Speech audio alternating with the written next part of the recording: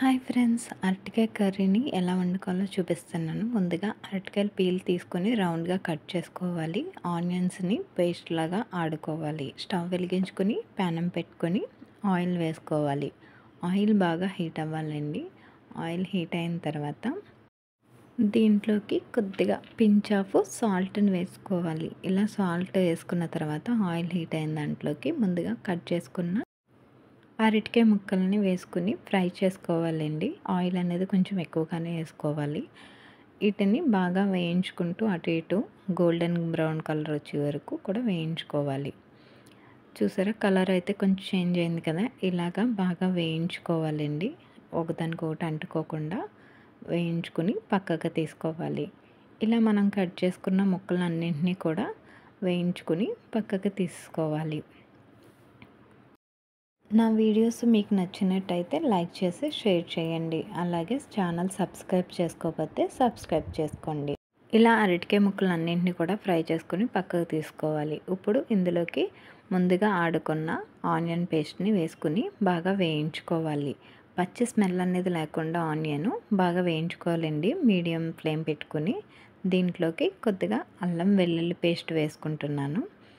ఈ అల్లం వెల్లుల్లి పేస్ట్ వేసుకున్నాక ఇంకొక 2 మినిట్స్ పాటు దీన్ని వేయించుకోవాలి.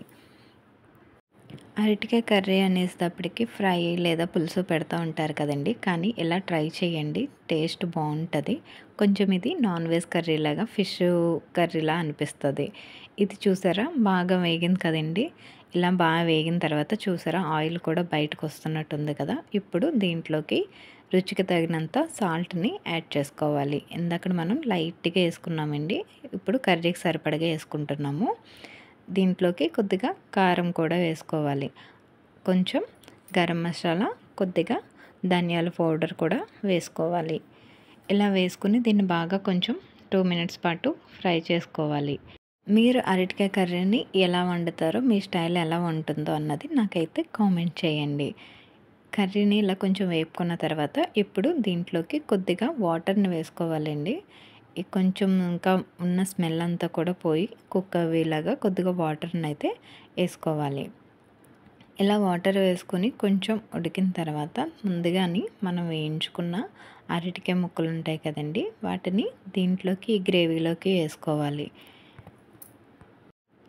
గ్రేవీలోకి పీసెస్ని యాడ్ చేసుకున్న తర్వాత దీన్ని ఒక 10 మినిట్స్ వరకు కూడా వేయించుకోవాలి. మసాలా అంతా కూడా వీటికి బాగా పట్టాలన్నమాట.